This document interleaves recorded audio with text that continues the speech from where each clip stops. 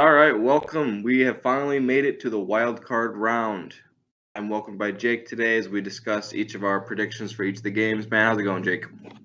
It's going good. Thank you for having me as always. As always, man, we started about a year ago for the Super Wild Card weekend, and 1 year later, we're going to do it again. And excited, man. So, without further ado, let's get right into it. First game, we have the Seahawks at the 49ers. Seahawks just getting in by the skin of their teeth. Although, to the detriment of my Detroit Lions, I wish they were in. Seattle did. They did beat Detroit earlier in the year, so you got to do what you got to do, and you got to take what you can take. But the third time these teams are playing, so I'll let you take the reins on this. Who do you got for this one? It's a really hard one for me because, the 49ers, it seems like they've just got stars all over and then they just can throw anybody apparently in at quarterback and they can win. Uh, you got Brock Purdy. He's playing pretty good. I'll give it to him. He is playing good. But I'm on the Geno Smith hype train. I like what he's been doing this year. I don't think anybody's seen the Seahawks doing what they did this year at all. I think I'd like to see the Seahawks move on, so I'm actually going with the Seahawks this week. I'm laughing about saying it because I know a lot of people are probably going to pick the 49ers. I mean, in the back of my head, even I'm picking the 49ers, but it's just I want to see Geno Smith succeed. He's having a great year. Why not? Wow, starting off early with the hot takes. All right. You know what, man? I'm with you. Not in the pick, but like on a lot of what you said. Geno Smith, he's been balling out this year, man, and uh, I got to give him credit. Already already broke Russell Wilson's passing yards in a season record. So shout out Geno Smith. But they're here for a reason, and you know it took them till the very last week of the season to get in, but they did it. But I will say this. I'm going to go with the 49ers on this one, all things considered, just because I think on paper they have the best roster. And like you mentioned, they're always they're always managing to make it a competitive year, or they're always in the running, even with whoever or anyone at quarterback really. And Mr. Irrelevant Brock Purdy, the last pick in the draft, taking the reins. But I will say this on the Seattle side. It's very hard to beat a team 3 times in a single season. And are we going to see Brock Purdy buckle a little bit under pressure? This is the first playoff taste for him. Experienced team, but first playoff taste for him. And Pete Carroll, an experienced coach. I mean, Shanahan is too, but all things considered, I think it'll be a little closer. But I'm going to go with 49ers. I honestly think they're the best team at least on the NFC side of it. But I'm going to go with the 49ers for this one. So we got 2 different picks for that one. That takes us to our second game. This is interesting, the 4-5 matchup. We have the Chargers at the Jags. And I'd definitely like to hear what you got to say on this one because this is going to be a quarterback duel for the ages, I think. See, that's what I was thinking too. In my head, it's just a teeter totter. At first sight, I of course want to just shoot for the Chargers. Justin Herbert, he's really good. I mean, he's really really good. He's got good weapons with him. It's just I don't know really what their problem was this year. I mean, it seemed like they were getting it, and then they would lose like to a nobody team that they should have beat. But then the same could be said about the Jaguars. But the Jaguars, I mean, who the hell saw them taking that division? But then again, I mean, that division was up for grabs from the start of last year. But I gotta give respect to the young guys. I mean, Trevor Lawrence, he's having a great year for him. His college mate right beside him, Travis Etienne, he's making noise. The Jaguars honestly have a really good young team in my eyes. They open a lot of people's eyes. I think I see a big free agent move going there in the off season. But even still, with all that said, I'm gonna go with the Chargers. I like their defense a whole lot better. I just think that's what really makes a big difference in playoff games all the time, and I just think the Chargers have a better defense. Yeah, I'm with you on the pick. I've got the Chargers as well. this team, when they're healthy, and of course that's it for a lot of teams, players, whatever, when they're healthy, right? But when they're healthy, I said at the beginning of the year, Chargers were a dark horse Super Bowl candidate for me. And I'm looking at it. There's nobody in the AFC that wants to play the Chargers. I mean, Herbert, when they're healthy, the weapons, Keenan Allen, Austin Eckler, Mike Williams, if he actually plays this weekend. But I'm excited about the quarterback matchup we're getting. Trevor Lawrence, Justin Herbert. This is going to be really good. And you could say last week was a playoff game for Trevor Lawrence, and he didn't really, do anything to catch my eye. But I think this will be a good learning step for the Jags. Like you said, I mean, they see that they made the playoffs. They got a generational quarterback, probably going to attract some talent, free agents, whatever. But all that said, I'm going to go with the Chargers here. I think they're just the better team. I think that they'll be able to put up the points pretty damn fast, and I don't know if Jacksonville will be able to keep up with them. And the defense. If Bosa is able to do his thing, and he actually, if it's not a serious injury, I like the Chargers pretty big on this one. So I'm with you. That takes us to another round 3. This is the first of the Sunday games. We have the Dolphins at the Bills. I just got to say, man, although I've critiqued and been a critic of Tua all year, man, I wish he was playing in this game. But fortunately, I think we got a third-string quarterback, Skylar Thompson, running it. So what do you have for this one? Well, as much as I don't want to say it, I'm going to say it. I am happy that the Dolphins drew the Bills in this first round. I don't feel bad for Dolphins fans at all. I mean, they came in hyping it up. I seen online they were saying they were going to go 11-4. I don't even know what they finished as. I don't care. Dolphins have been overhyped all year, and it's finally the time that the hype train is going to come to an end because I know Josh Allen is going to go out there and put on a fucking show. Bills by 40. I agree 100%. I And think this is I don't mean to throw shade at the Dolphins. They have good talent. Tua's a good quarterback. Just get him a fucking offensive line for God's sake. The man has been getting beat up since he was in college. And then you got to add something else to that defense too. Their defense is wishy-washy. They play good one set of downs. The next time it looks like a totally different team out there. That's my only problem with the Dolphins. But if they fire this coach though, I will have an uproar about that. This man does not deserve to be fired. I mean, you hit it right on the nail. This was a team that was definitely like getting hyped up, and to an extent, rightfully so. They were balling out at the beginning, but you can't play your best football in September and October. You got to play it in the later months. But I will say this, I think we're going to kind of see a sequel of what Buffalo did to New England last year in the playoffs in this game. I think it's like you said, Bills by 40 in this one. I think obviously, they're going to be juiced up from the DeMar Hamlin stuff, and it's a division rival, third string quarterback. It's all the odds are stacked against Miami in this one. And I agree with you. If you fire the coach after this, you got a serious issue because the coach is not the problem.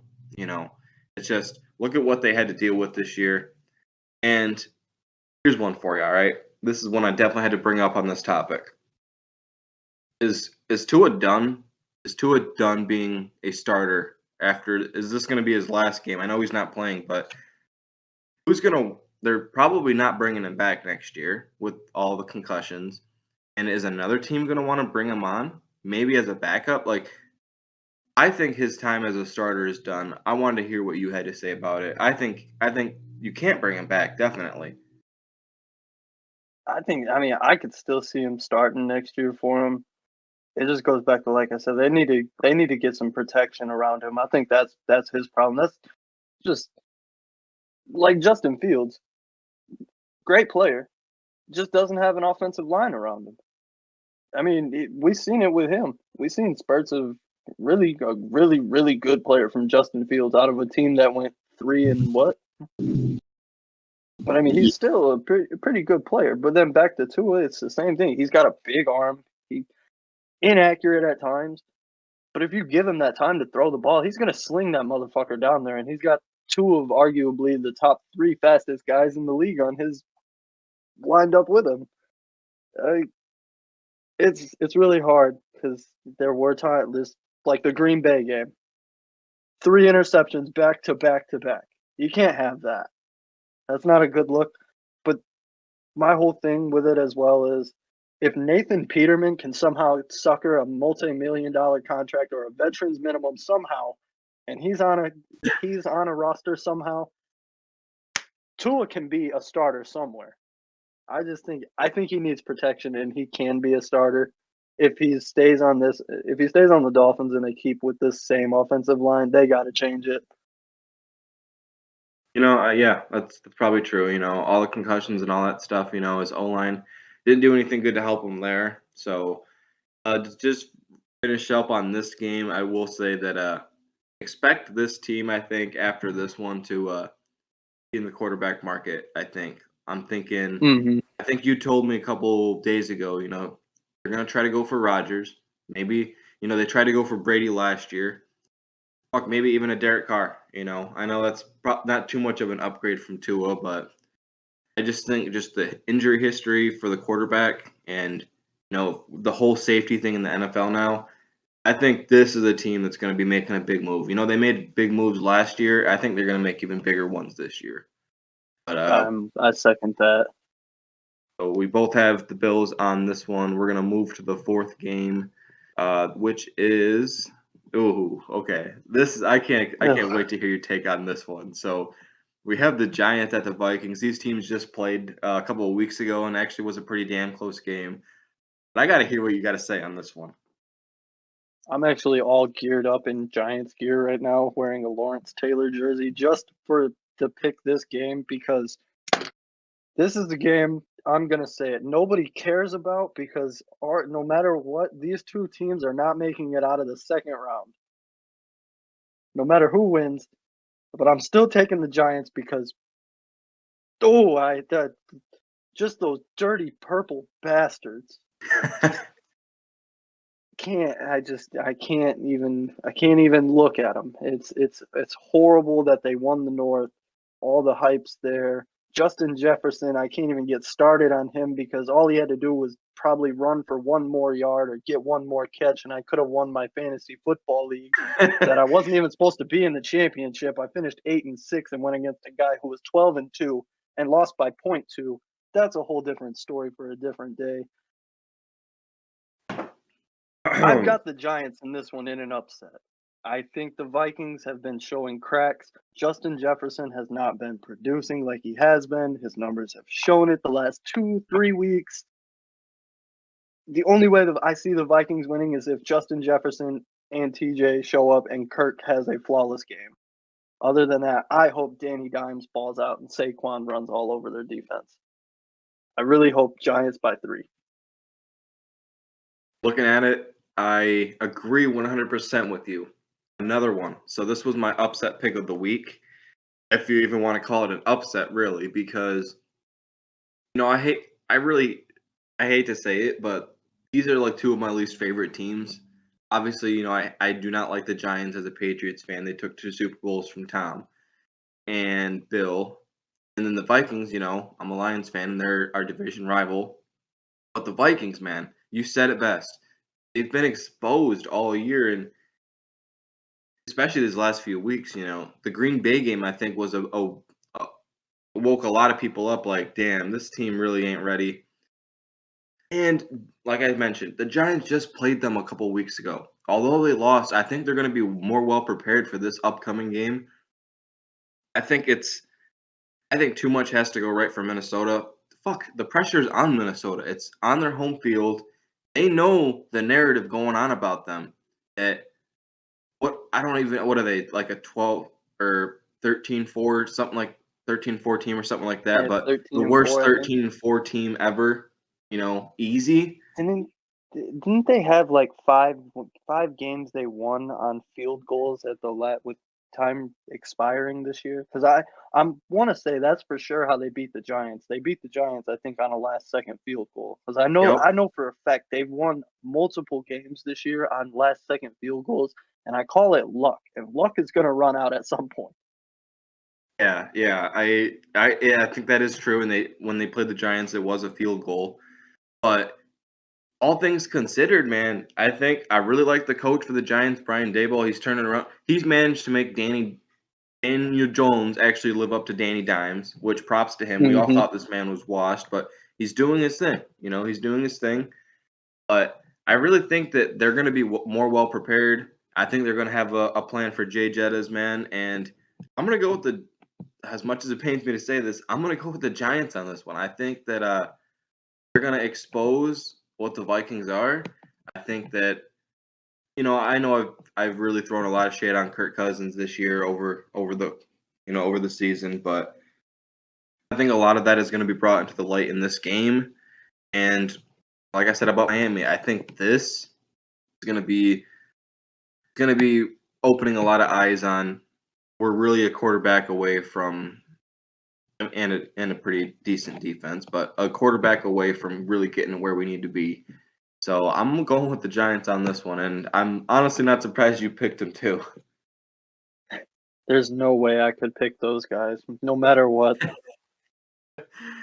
All right, so 2 Giants picks for that one. And to wrap up the Sunday night games, we have a game that was just played last week. AFC North rivals going at it. We have the Ravens at the Bengals. Another one I'm excited to hear your take on. Who do you have for this one? This one, I think we're going to get some old school football with this one. I think we're going to see some big hits. We're going to see guys chirping back and forth. I think we're going to see some personal foul call or not. What's the word I'm looking for? Kind of like some mishaps, some think with your head moments. I think it's going to be one of those games. Probably a lot of penalties. I'm that's the game I'm hoping for. I'm hoping it's a big hitting game, low scoring. Um, I don't know if it's for sure. If Lamar's not playing, I've got the Bengals by a lot. Even if Lamar plays, I still have the Bengals. I just think the Bengals are the better team. Ravens, I have not bought into the hype train. I'm not buying into it. I just can't buy into a team that has blown a lot of fourth quarter leads or just can't dig themselves out of a hole once they get into it. I think they're still a year or two away. They've also got the same problem Michigan has. They have a Harbaugh as their head coach. But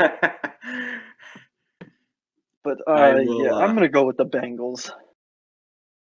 So all things considered, I agree with you.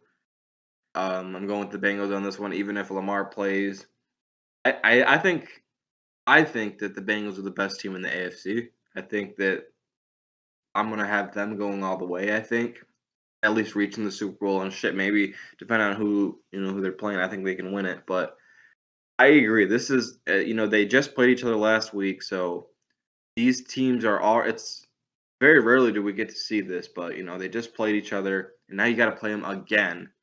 So it's going to be there. The momentum's going to be there. And it almost feels like game 2 of a playoff series, or like a game 3 or 4, where we got to play these motherfuckers again, and the tension's going to be there, which I'm excited for.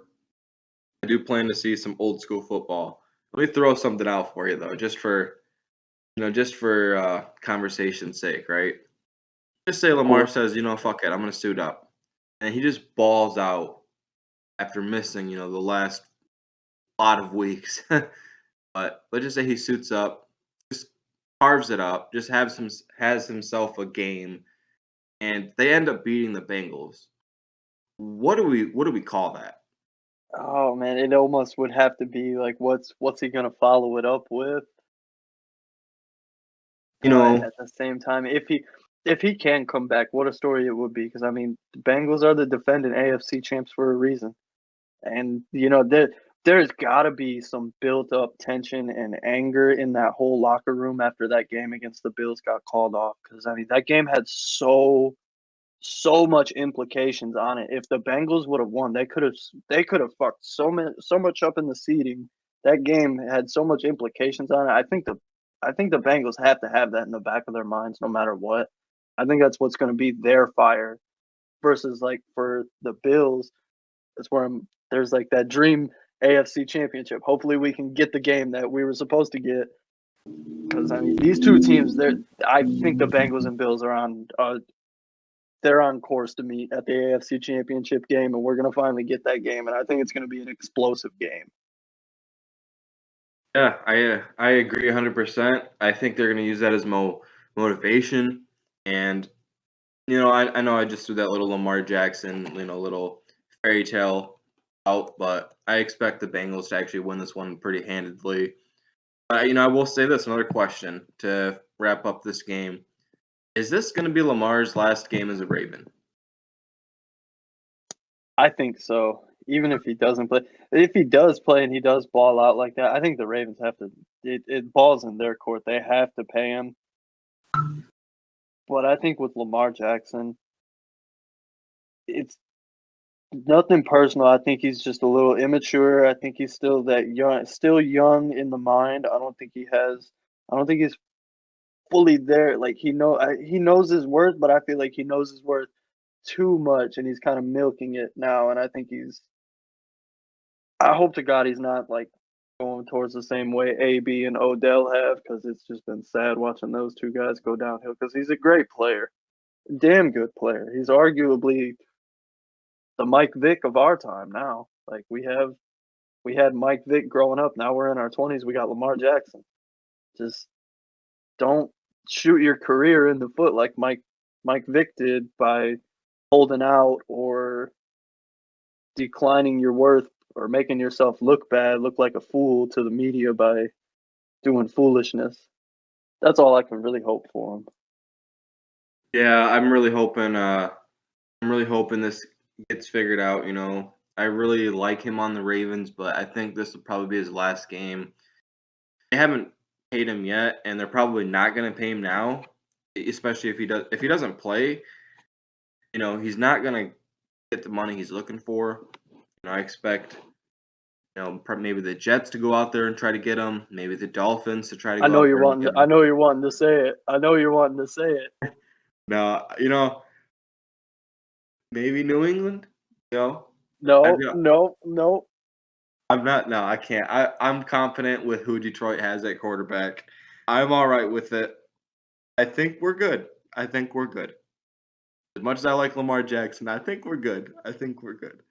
Oh man, You Lions would, fans, let us know what you think in the comments. Jared yeah. Goff or Let us know, Lamar Lions fans. Jackson? You want Lamar as our quarterback? I will say this: you would have asked me maybe like in week 6 or 7, I probably would have said yes, please, Lamar, come. But I think we're good right now. I really think we're good. But so we both got the Bengals for this one. Hopefully this Lamar Jackson saga ends here very soon.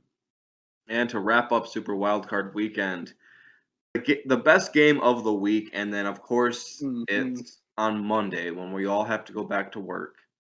I The know Cowboys we at all the have to. Buccaneers.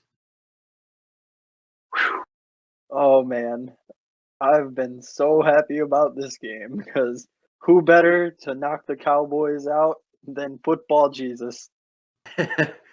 I we've it known. We've known for the in last in like month. retrospect though, being real though, the Cowboys are pretty good. They're just missing a quarterback. Like we really have to say it. Dak Prescott is not that guy. If Derek Carr gets benched with those stats and Dak Prescott literally has the same stats in 5 less games, how is he starting?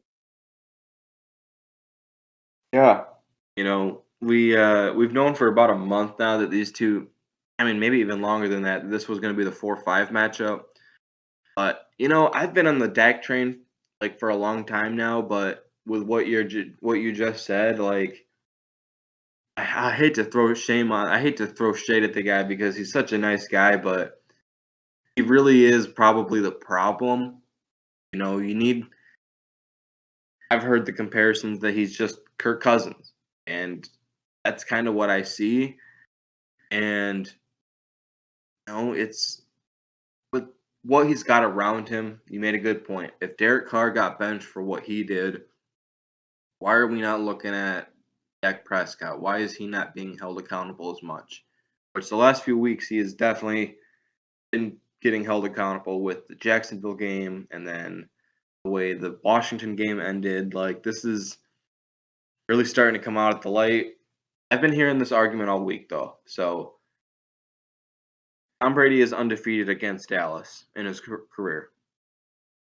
But how much fire do you think the Cowboys are going to have after what happened, how their season ended, and they're hearing the narrative, oh, we got to play Tom Brady. Tom Brady's never lost to the Cowboys. Like, what are you expecting from this game?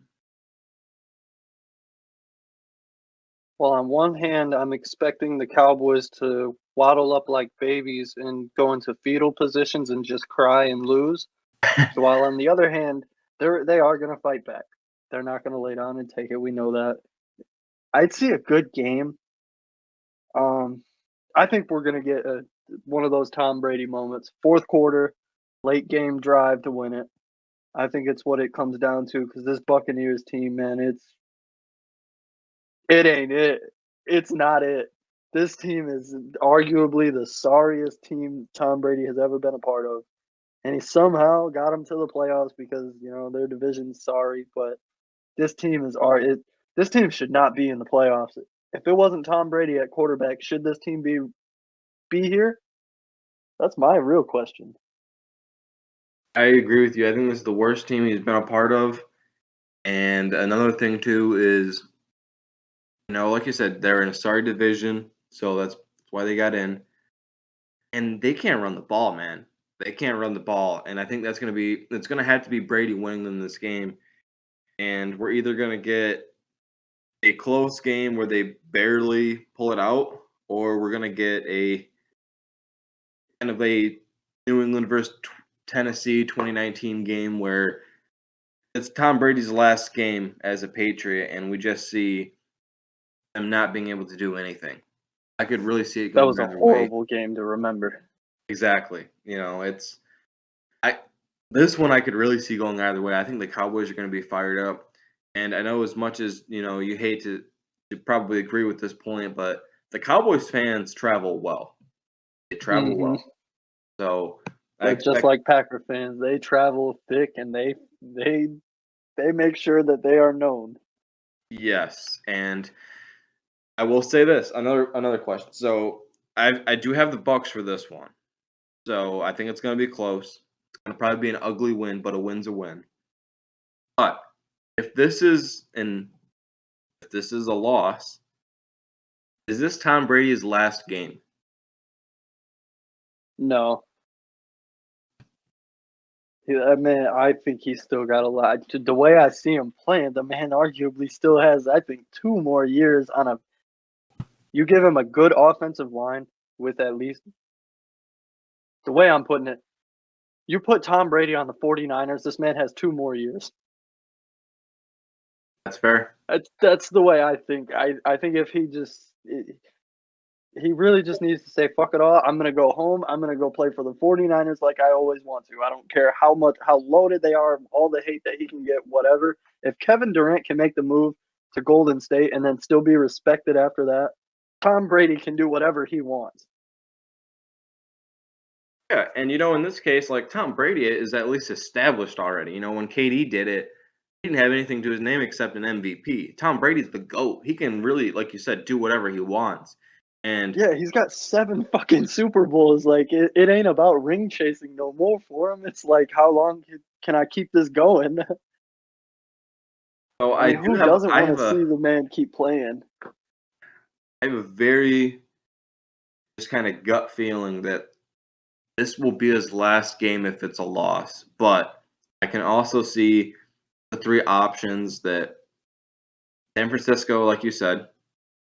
However, on the San Francisco side of it, if they somehow manage to go to the Super Bowl, And let's just say for argument's sake that they win it, they're not going to go for Brady.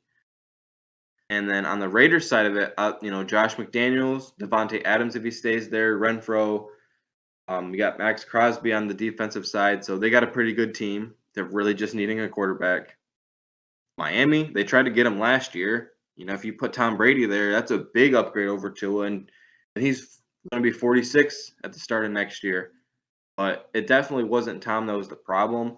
I can see that, the compromised O-line is definitely a thing that's affected him this year. He's always had a pretty decent O-line, but I think that there's a small percentage in the back of my head that I think this is going to be it. My thing is,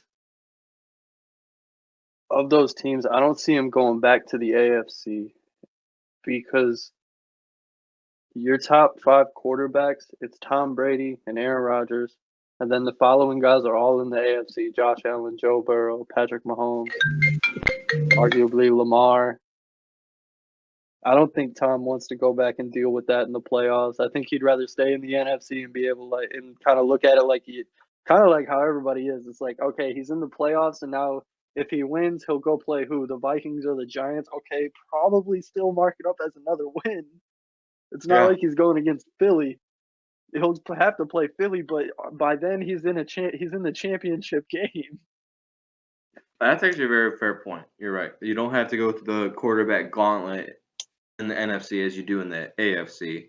That's a very good in point. the AFC you have a battle, and I mean even right now, I mean Bengals and Ravens. There's one right there. You have, like you said, who wants to really draw the Chargers? That's Justin Herbert. Yeah. Another guy who's right there on the come up with all them other guys that we named. Yeah. So I guess to wrap things up on this one, you have the Bucks for this one? Yes, sir. I've got Tom Brady leading them to a victory. I think a last-minute drive. Well, good to hear we're all on the same page except for the Seahawks game. Who knows though? Who knows? Who knows? It's the NFL. Anything can happen. But I want to thank you, Jake, for hopping on. Again, doing the predictions with us for Super Wildcard weekend. I think it's going to be a good weekend. But again, man, thanks for joining. Oh, thank you as always for having me, brother. I appreciate it. Oh, as always, man. So you guys want to do me a favor and go follow Jake from Bake Farm on Twitch. He's got some great stuff over there. I want to thank you for tuning in. Like, subscribe, and share, and do all that. I appreciate you guys tuning in all season. And as always, we will see you next week when the division round, and we'll see how we do on our picks. But we will see you later.